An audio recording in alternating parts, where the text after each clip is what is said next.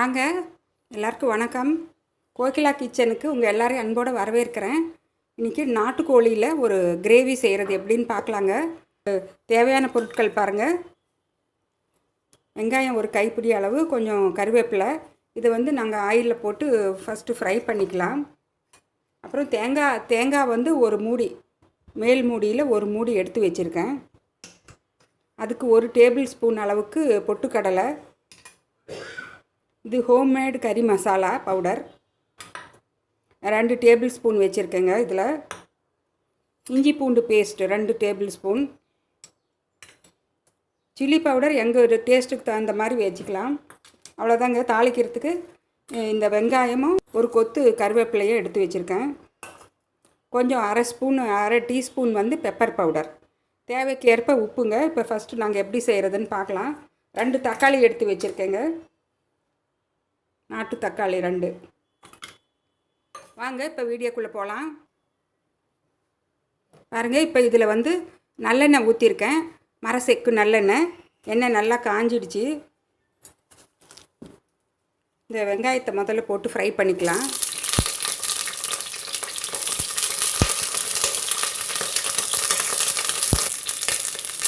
அதுலேயே நம்ம எடுத்து ஒரு கைப்பிடி அளவுக்கு கருவேப்பிலை எடுத்து வச்சுருக்கேன். அதையும் இதில் போட்டுக்கலாங்க. அப்புறம் இந்த 2 தக்காளி அதையும் போட்டுக்கலாம். நல்லா ஃப்ரை பண்ணிக்கலாம். இப்போ அந்த தக்காளியும் வெங்காயமும் சீக்கிரமாக வதங்கிறதுக்கு அதுக்கு தேவையான அளவு ஒரு பிஞ்சு உப்பு போட்டுக்கலாங்க. ஹிமாலயன் சால்ட், ராக் சால்ட்டு எப்பவும் அதுதான் யூஸ் பண்ணுறது. ஆல்ரெடி நீங்கள் பார்த்துருப்பீங்க இதுக்கு முன்னாடி வீடியோவிலலாம்.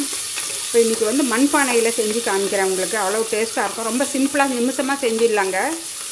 மண்பானையில் நல்லா அந்த நாட்டுக்கோழியை வேக வச்சாலே அது தனி ருசி கொடுக்கும். கொஞ்சம் இது நல்லா ஃப்ரை ஆகிற வரைக்கும் 1 நிமிஷம் டைம் கொடுக்கலாம். பாருங்கள், நல்லா வெந்துக்கிட்டு இருக்கு. இன்னும் கொஞ்சம் நேரம் அந்த தக்காளியெல்லாம் கொஞ்சம் நல்லா அந்த சுருக்கம் கட்டிட்டு வர்றப்ப நாங்கள் ஆஃப் பண்ணிடலாம். இதை மிக்சியில் போட்டு ஒரு நைஸ் பேஸ்ட்டாக அரைச்சி எடுத்து வச்சுக்கலாங்க. அவ்வளோதான். அப்புறம் நிமிஷமாக நம்ம தாளித்து விட்டு தண்ணி ஊற்றினா அந்த கறி வெந்தால் போதுங்க, வேலை ஆகிடும்.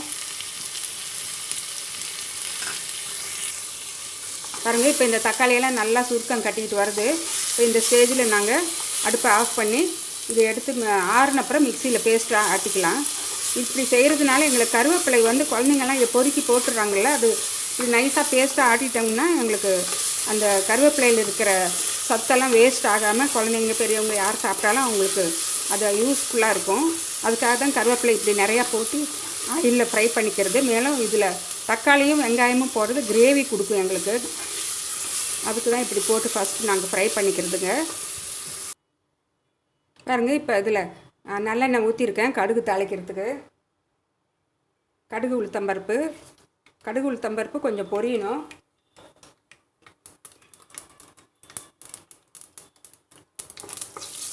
மண்பானையில் சமையல் செய்கிறது ரொம்ப டேஸ்ட்டு ரொம்ப சூப்பராக இருக்கும். அதுவும் நாட்டுக்கோழி செய்கிறது இன்னும் டேஸ்ட்டு நல்லாயிருக்கும். அதனால தான் உங்களுக்கு இன்றைக்கி செஞ்சு காமிக்கிறேன் பாருங்கள். கடுகு பொரிஞ்சிடுச்சு. இப்போ இந்த கருவேப்பிலையும் கொத்தமல்லியும் கிள்ளி போட்டுக்கலாம். இப்போ இந்த சின்ன வெங்காயம்,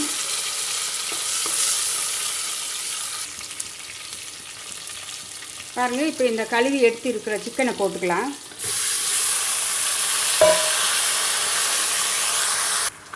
பாருங்கள், இப்போ சிக்கனை போட்டாச்சு. இப்போ அதுக்கு தேவையான அளவு நல்லெண்ணெய் கொஞ்சம் போட்டுக்கலாங்க. 1 டேபிள் ஸ்பூன் நல்லெண்ணெய் ஆல்ரெடி சொல்லியிருக்கேன், நல்லா கூலிங் எஃபெக்ட் கொடுக்கும். கறியும் நல்லா சாஃப்டாக நிமிஷமாக வெந்துடும். இந்த இஞ்சி பூண்டு பேஸ்ட்டையும் போட்டுடலாம்.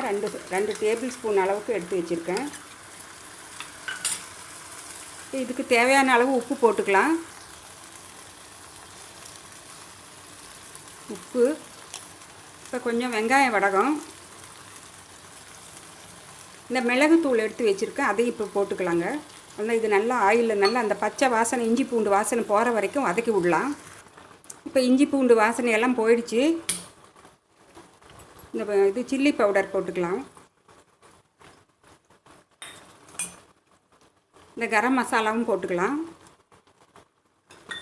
அவ்வளோதாங்க. இப்போ நல்லா கிளறி விட்டு அந்த வாசனையெல்லாம் இந்த கறியில் சிக்கனில் பிடிக்கிற வரைக்கும் கொஞ்சம் டைம் கொடுக்கலாம். கரம் மசாலா வாசனை, சில்லி பவுடர், உப்பு அப்புறம் தண்ணி ஊற்றி நாங்கள் நல்லா தண்ணி நிறையா ஊற்றி இதில் மண்பானையிலேயே வேக வைக்கணும். பாருங்கள், சிக்கன் நல்லா வந்து அந்த இஞ்சி பூண்டு வாசனையும் போய் நல்லா அந்த மசாலா, கரம் மசாலா, கறி மசாலா, மிளகாய்த்தூள், பெப்பர் பவுடர் எல்லாமே நல்லா உள்ளே இறங்கி நல்லா சூப்பராக இருக்குங்க. இப்போ இதுக்கு நாங்கள் தண்ணி ஊற்ற வேண்டியது தான். இந்த வெங்காயமும் தக்காளி பேஸ்ட்டும் ஃபஸ்ட்டு போட்டுக்கலாங்க. அரைச்சி எடுத்து வச்சுருக்கிற வெங்காயம், கருவேப்பிலை, தக்காளி பேஸ்ட் இந்த மாதிரி நீங்கள் அரைச்சி ஊற்றிட்டிங்கன்னா பொறுக்கி வைக்கிறதுக்கு குழந்தைங்களுக்கு, சில வீடுகளில் குழந்தைங்க பெரியவங்களே கூட சாப்பிட மாட்டாங்க கருவேப்பிலையெல்லாம். இது மாதிரி நீங்கள் செஞ்சுடுங்க. பாருங்கள், இப்போ இந்த ஸ்டேஜில் கொஞ்சம் கொத்தமல்லி தலையை போட்டுக்கலாம். நல்லா வாசனையாக இருக்கும். கொத்தமல்லி தலை போட்டு நல்லா கிளறி விடலாங்க. பாருங்கள், இப்போ நல்லா கிரேவி கொதித்து வேவுது. இப்போ இந்த ஸ்டேஜில் நான் சுடு தண்ணி வச்சுருக்கேன். தண்ணி சூடாக ஊற்றுனா எங்களுக்கு சீக்கிரமாக சமையல் வேலை முடியும். இப்போ பாருங்கள், இந்த எண்ணெயும் ஓரமாக பிரிஞ்சு வந்திருக்கு. இந்த ஓரத்துலலாம் இந்த ஸ்டேஜில் நாங்கள் இந்த தண்ணியை ஊற்றிடலாம்.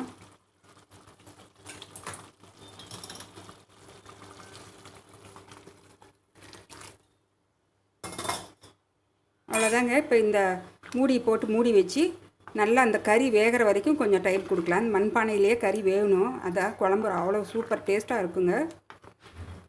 அப்புறம் நல்லா கறி வெந்த அப்புறம் அந்த தேங்காய் ஆட்டி வச்சுருக்கோம், பொட்டுக்கடலையும் தேங்காயும், அதை போட்டால் குழம்பு ரெடி ஆகிடுச்சு. பாருங்கள், இப்போ அந்த சிக்கன் வந்து நல்லா வெந்திருக்கும். 20 மினிட்ஸ் நல்லா வேக வச்சாச்சு. பார்க்கலாம். பாருங்கள், சூப்பராக வெந்து அந்த பச்சை வாசனையெல்லாம் போய் நல்லா கமகமன்னு கிரேவி வாசனை தூக்குதுங்க. இப்போ இந்த ஸ்டேஜில் நாங்கள் தேங்காய் பொட்டுக்கடலை ஆட்டி வச்சதை போட்டுக்கலாம். இந்த தேங்காய் வாசனை அடக்கிற வரைக்கும் ஒரு 5 மினிட்ஸ் டைம் கொடுத்தா போதும், கிரேவி ரெடி ஆகிடுங்க. பாருங்கள், இப்போ 5 நிமிஷம் ஆகிடுச்சி. இப்போ ஓப்பன் பண்ணி பார்க்கலாம். சூப்பராக ரெடி ஆகிடுச்சி. பாருங்கள், கிரேவி சூப்பராக ரெடி ஆகிடுச்சி. அந்த தேங்காய் பொட்டுக்கடலை பச்சை வாசனையும் போயிடுச்சிங்க. நீங்கள் இந்த ஸ்டேஜில் உப்பு செக் பண்ணிக்கிங்க. எண்ணெய் நிறையா வேணுங்கிறவங்க கொஞ்சம் எண்ணெய் கூட விட்டுக்கலாம் தாளிக்கிறப்ப. இப்போ எங்களுக்கு இந்த அளவு எண்ணெயே போதும். பாருங்கள், எண்ணெய் லேசாக மேலே பிரிஞ்சு வந்திருக்கு. இந்த ஸ்டேஜில் கொஞ்சம் பச்சையாக கருவேப்பிலையும் கொத்தமல்லியும் கிள்ளி போடணுங்க. நான் கட் பண்ணி எடுத்து வச்சுருக்கேன். அவ்வளோதான், அடுப்பு ஆஃப் பண்ணிடலாம். இந்த மண்பானையோட சூட்லேயே நல்லா கிரேவி நல்லா சூடாகவே இருக்கும். பாருங்கள், எவ்வளோ சூப்பராக நல்ல நாட்டுக்கோழியும் நல்லா வெந்து ஜம்முன்னு ரெடி ஆகிடுச்சிங்க. இந்த மாதிரி நீங்கள்லாம் செஞ்சு பாருங்கள். செஞ்சு பார்த்து வீட்டில் பெரியவங்க, குழந்தைங்க எல்லாருக்கும் கொடுத்து அசத்துங்க. ரொம்ப டேஸ்ட்டாகவும் இருக்கும் மண்பானையில் செய்கிறது. என்னுடைய சேனலை சப்ஸ்கிரைப் பண்ணுங்கள். இந்த பெல் பட்டனையும் கிளிக் பண்ணுங்கள். மறக்காமல் உங்கள் ஃப்ரெண்ட்ஸ் ஃபேமிலிக்கும் ஷேர் பண்ணுங்கள். அவங்களையும் சப்ஸ்கிரைப் பண்ண சொல்லுங்கள். பெல் பட்டனை கிளிக் பண்ண சொல்லுங்கள். அடுத்த வீடியோவில் உங்களை சந்திக்கிறேங்க. வணக்கம்.